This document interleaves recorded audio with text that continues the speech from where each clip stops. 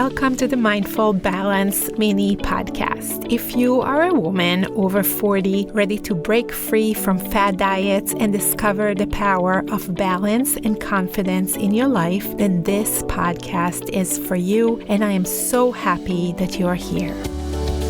I'm your host. I'm Rachel, a nutrition and mindset coach, and I'm going to break down everything you need to know into bite-sized pieces of sustainable and realistic tips.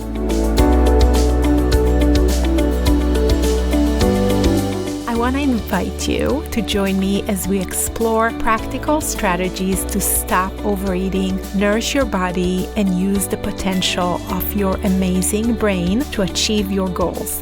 If you haven't already, make sure to hit that subscribe button so you never miss an episode filled with insights on nutrition, mindset, and building healthy habits.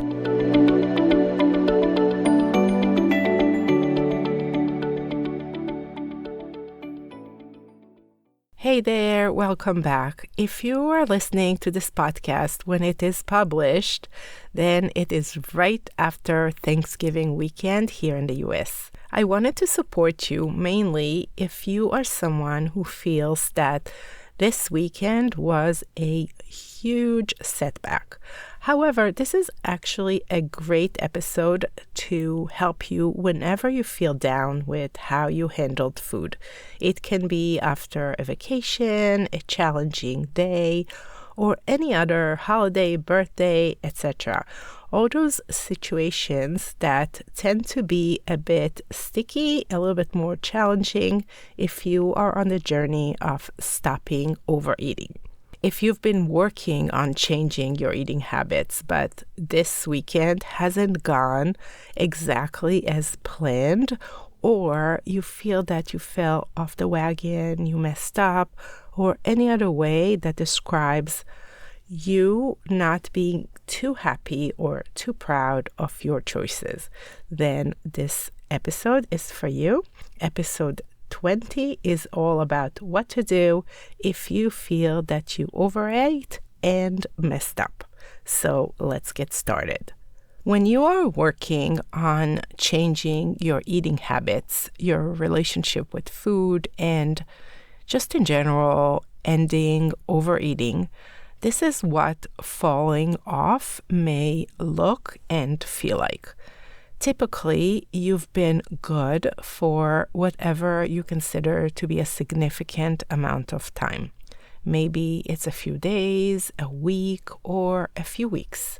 Maybe it is a few months even, and you think that you are making good progress. You are changing and you're doing what you want to be doing, and it's pretty exciting and doable. But then, for whatever reason, let's say a holiday weekend, you fall back to old patterns. Now, of course, for most women, that would be pretty frustrating, and that is completely understandable. When you're trying not to do something and you've been on point about not doing it, and then you end up doing it suddenly, it makes sense that you would be disappointed, annoyed, or something along those lines. And again, it's okay to feel that way. It's normal to feel that way. But a problem I see many women fall into often is that when this happens, they then start thinking that now they have to start over. And that for sure doesn't feel good. When you think you've come so far and are now back at step one, it will feel very discouraging. And often there's some hopelessness in there too, especially if this has happened to you before or it is a pattern that you've recognized over the years. If you keep seeing yourself do well and then go back to the beginning, then of course you are going to feel all kind of negative feelings. And thinking this way can also make it harder for you to get back to the powerful work that you've been doing.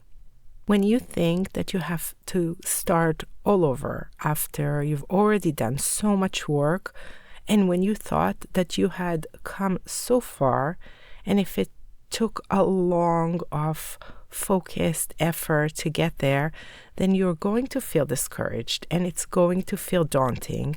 And when that happens, you're not going to feel driven to start over. That's the reason it takes you a while to get yourself to do it again. Probably a lot longer than if you weren't thinking of it as starting over.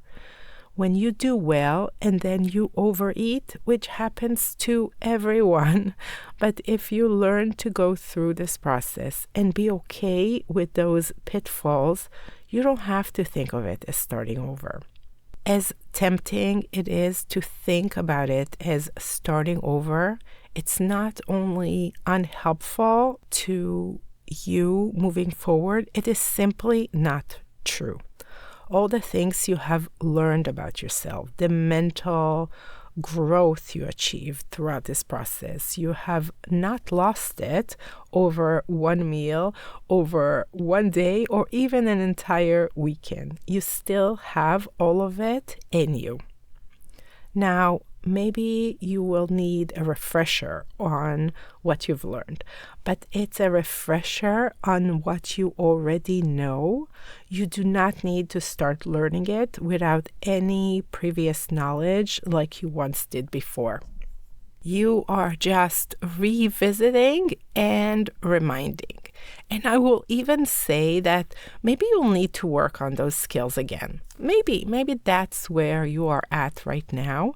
But it's like when a new year rolls around, and for the first few weeks after we start a new year, I always have a problem remembering to write the new year, for example, on checks. It is now the end of 23, and I know that I will have this problem as soon as we are moving into 2024, and every time I will write a check, I will make a mistake and I will write 2023.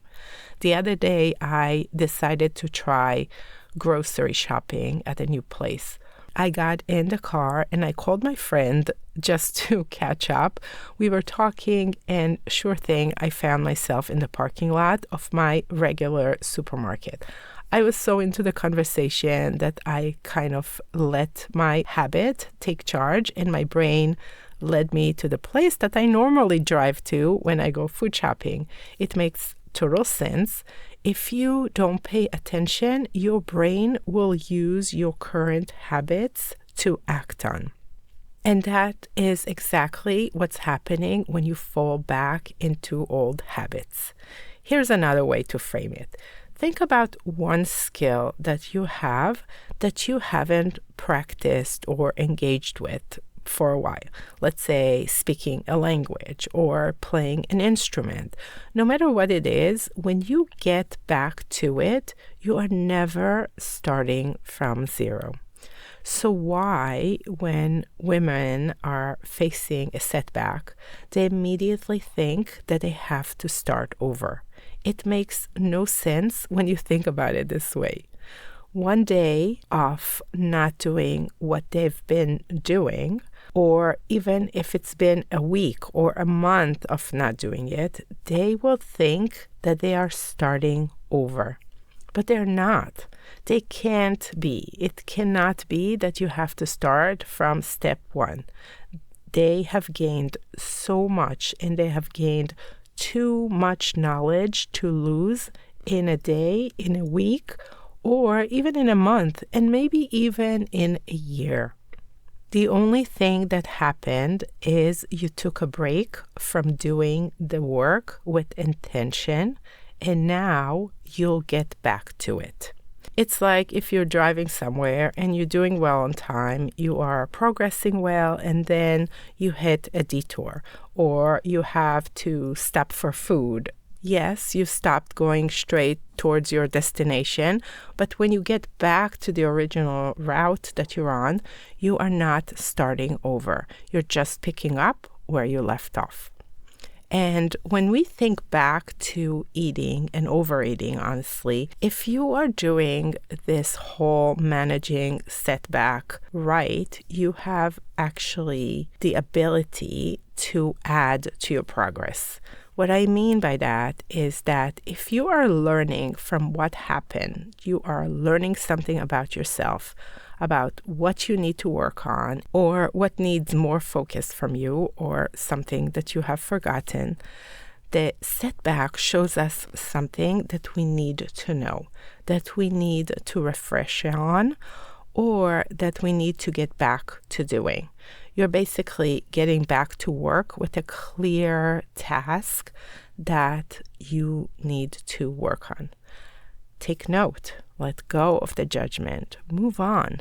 The only thing that can stay in your way right now, today, is you getting into your own head and using what happened as proof that you can never change, or that it means something about your personality, about your commitment, or your ability to get to your goals. Making overeating mean that you have messed up and that therefore it is not something that's worth working on.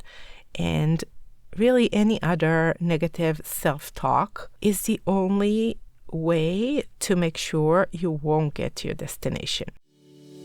So please stop using a normal progression of growth against yourself. Stop using it as evidence that it is impossible or that you are a person who always self-sabotage. That is nonsense, my friend. Don't do that. Let go of whatever happened this weekend and just move on. I promise you, you are not at step 1. All right, that's all for today. I will talk to you next time. Bye. Thank you for tuning in to the Mindful Balance podcast today. I hope you enjoyed our conversation and find inspiration to find your unique balance and confidence.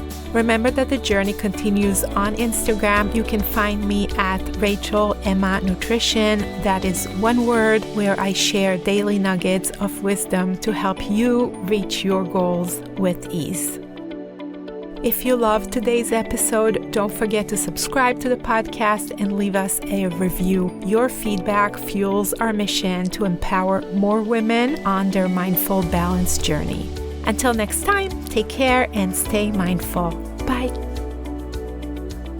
Thank you for listening to The Mindful Balance. The Mindful Balance is brought to you by Rachel Emma Nutrition. Our editing and mixing engineer is Michael Ploner. Our theme song is Good Feelings by Bo Delisons. The information in this podcast does not substitute for medical or psychological advice and is intended for educational purposes only. Please consult a qualified health professional regarding health conditions or concerns before starting a new diet or health program. Rachel Emma Nutrition LLC and the accompanying websites and social media platforms are not responsible for adverse reactions, effects, or consequences resulting from the use of any suggestions herein or procedures undertaken hereafter.